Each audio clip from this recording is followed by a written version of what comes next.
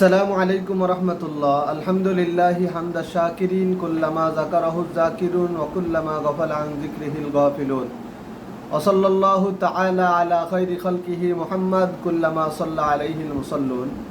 বন্ধুরা, আজ কথা বলবো অত্যাচারী শাসক, জালিম শাহী এবং ক্ষুধাদ্রোহী শাসকদের বিষয়ে আমাদের আকাবির আসলাফদের দৃষ্টিভঙ্গি কী ছিল সেই বিষয়ে আমাদের বীর সিপাহ সালার আল্লামা মামুনুল হক সর্বশেষ যে একটি চমৎকার দৃষ্টান্ত তুলে ধরেছেন সেই বিষয়ে কিছু কথা বলবো।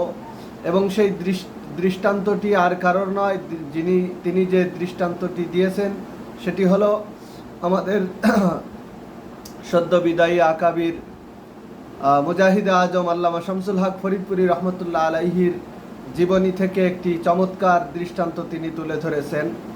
আর কথা নয়, আসুন আল্লামা মামুনুল হকের মুখে মুজাহিদে আজম আল্লামা শামসুল হক ফরিদপুরি রহমতুল্লাহ আলাইহির ধর্মীয় গায়রাতের সেই অনুপম দৃষ্টান্তটি আমরা আগে শুনে আসি।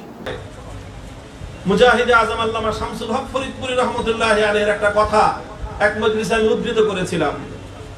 শামসুল হক ফরিদপুরি রহমতুল্লাহ আলাইহি যখন সেই পাকিস্তান আমলে স্বৈরশাহী আইয়ুব খান যখন ফ্যামিলি প্ল্যানিং ল করলো,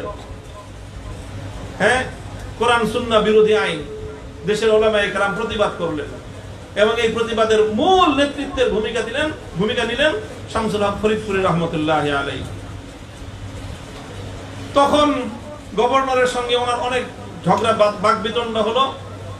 স্বয়ং গভর্নর যে মোনায়েম খান, তার সঙ্গে কথা হলো প্রথম, এরপরে স্বয়ং আইয়ুব খান বাংলাদেশের অর্থাৎ পূর্ব পাকিস্তানে আসলো। এসে এই দেশের উলামায়ে কেরামকে সে ডাকলো যে এই বিষয়ে আলেমদের সঙ্গে সে সরাসরি কথা বলবে। শামসুল হক ফরিদপুরি রহমতুল্লাহ আলাইহি গেলেন। উনি ওইভাবেই গেলেন, মুখটাকে মলিন করে, রাগে গোসায় চেহারাটাকে কালো করে তিনি গেলেন যে তুমি কোরআন বিরোধী আইন করে মুসলমানদের শাসক আমাদেরকে ডাকছো, কথা বলবো তোমার সাথে, তবে কথাটা হবে ওই ভাষায়। উনি গেলেন ওই অবস্থায়, যে দেখলেন যে ওখানে একজন বাংলাদেশের এই অঞ্চলের খুব প্রসিদ্ধ একজন আলেম, বুজুর্গ, আমি তার এলেম নিয়েও বুজুর্গি কোনটা নিয়ে প্রশ্ন করতেছি না, শামসুল হক ফরিদপুরি রহমতুল্লাহ আলাইহি প্রশ্ন তুলেন নাই, যে দেখলেন যে উনি আইয়ুব খানের সাথে ওই মজলিসে হাসাহাসি করতেছেন। আইয়ুব খান তাকে বলতেছে, মৌলানা আপ তো বহুত মোটে হো গয়ে, আরে আপনি তো অনেক মোটা হয়ে গেছে। উনি বলছেন, হ্যাঁ मैं तो बहुत मोटा हो गया, आप लोगों का ही ये आप लोगों की आता है, এই সমস্ত কথাবার্তা বলতেছেন। মানে অর্থাৎ ওনার সঙ্গে খুব হেসে হেসে কথা বলতেছেন। এই দৃশ্য দেখার পরে শামসুল হক ফরিদপুরি রহমতুল্লাহ আলাইহি আইয়ুব খানের সাথে যা করার করছেনই, ওই আলেমের প্রতি এমন রাগান্বিত হয়েছেন, জিন্দেগি তার কোনোদিন তার সাথে কথা বলেন নাই। যে আমাদের মাসলা হলো কোরআন বিরোধী আইন তৈরি করেছে সে, আমরা তাদের আমাদের হৃদয়ের সমস্ত ক্ষোভ, সমস্ত রাগ তার প্রতি প্রকাশ করব, আর সেই মজলিসে আপনি গিয়ে তার সঙ্গে হাসাহাসি করতেছেন। এতটুকু গায়রত এবং আত্মমর্যাদা আপনার নাই। শুধু এই কারণে হুজুর ওনার সাথে আর কথা বলেন নাই।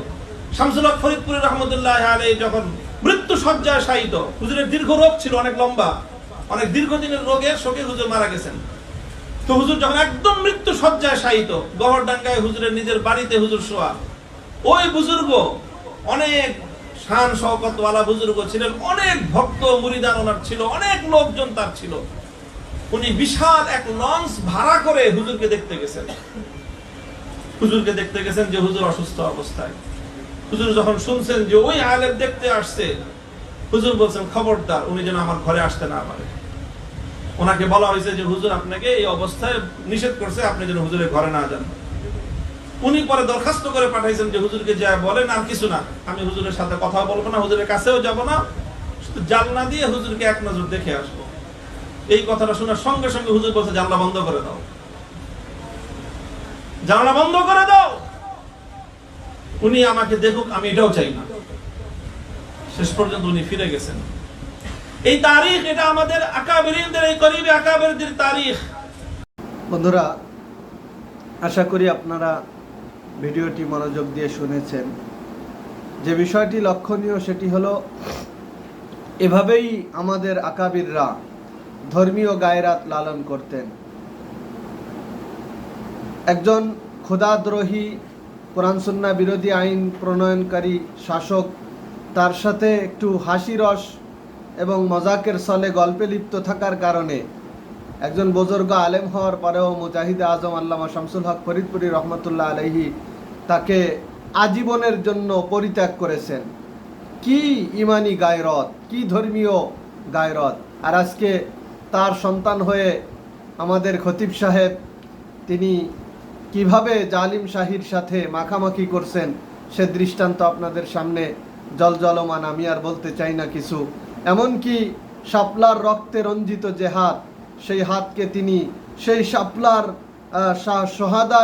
সোহাদাদের মানে বিদ্যাপীঠ, ধর্মীয় অঙ্গনের বিদ্যাপীঠ মাদারেসে কওমিয়ার জননী উপাধিতে পর্যন্ত তিনি ভূষিত করেছিলেন সেই শাপলার রক্তে রঞ্জিত হাতকে। ওদিকে পিতার ধর্মীয় গায়রাতের দৃষ্টান্ত আমাদের সামনে হাজির। সেই পিতার ওরসজাত সন্তান হয়ে আমরা তাকে কি ভূমিকায় দেখি। বন্ধুরা, এই ছিল আমাদের আকাবেরদের ধর্মীয় গায়রাত। আর আজকের পরিস্থিতি কি সে সম্পর্কে আমি কথা পরে বলবো। আগে আল্লামা মামুনুল হক সাহেবের আরেকটি বক্তব্য আমরা শুনে আসি। জেলখানায় থাকতে যে বিভিন্ন মেমোরি কার্ডের মাধ্যমে কিছু আহওয়াল জানার আমাদের সুযোগ ছিল। তো এই মেমোরি কার্ড লাগায় মনিটরের মধ্যে আমরা সবকিছু দেখতে পারতাম। সেখানে দেখলাম যে একজন আলেম, খুব এমনি ব্যক্তিগতভাবে আমি যার ভক্ত বলা যায়, তার জ্ঞান গরিমা সব দিক থেকে খুব তার প্রতি আমার একটা ভক্তি ছিল। দেখলাম উনি এমন একজন মানুষের এমন ভূয়সী প্রশংসা করতেছেন যার হাত হাজারো মুসলিমের রক্তে রঞ্জিত। সেই জালেমের উনি এমন ভূয়সী প্রশংসা করতেছেন। এই জিনিসটা শোনার পরের দিন আমি কোর্টে গেলাম। কোর্ট থেকে আমি কারাগারে ফিরলাম। রাস্তায় রাস্তায় ওই জালেমের বিভিন্ন জায়গায় নানা রকম ছবি টবি দেখি। যতবার ছবিটা দেখি ওই জালেমের কথা মনে পড়ে না, আমার ওই হুজুরের কথা মনে পড়ে। কষ্টের দিনটা কলিজাটা ফেটে যায় যে এরকম একজন মানুষের আপনি এরকম প্রশংসা করতেছেন। এই হলো আমাদের বর্তমান অবস্থা। আমরা জালিম শাহী, অত্যাচারী, মজলুমদের রক্তে রঞ্জিত হাতের প্রশংসা এবং চাটুকারিতা করতে আমরা এখন দ্বিধাবোধ করি না। আমাদের সেই ধর্মীয় গায়রাত গেল কোথায়? আপনারা কি লক্ষ্য করেছেন এখানে একটি কথা, যে ওই জালিমের চেহারা যতবার এরপরে আমার নজরে পড়েছে, আমার জালিমের কথা মনে পড়েনি, ওই জালিমের ভূয়সী প্রশংসাকারী আলেমের কথা আমার মনে পড়েছে। সুতরাং হে আলেম সমাজ, আসুন জালিম এবং অত্যাচারীদের পদলেহন এবং চাটুকারিতা করে মাজলুমের দীর্ঘশ্বাস এবং বদদুয়ার ছায়াতলে পড়বার থেকে নিজেদেরকে রক্ষা করুন, বাঁচুন।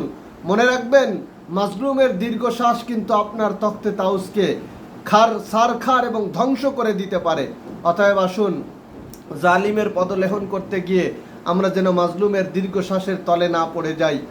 এরপরেও যারা বুঝবেন না, মানবেন না এবং চাটুকারিতা থেকে বিরত থাকবেন না, তাদের জন্য আল্লামা মামুনুল হকের সুর মিলিয়ে আমরা বলতে চাই, কেউ ওই সকল জালিম শাহীদের সঙ্গে হাসাহাসি করতে পারবেন না।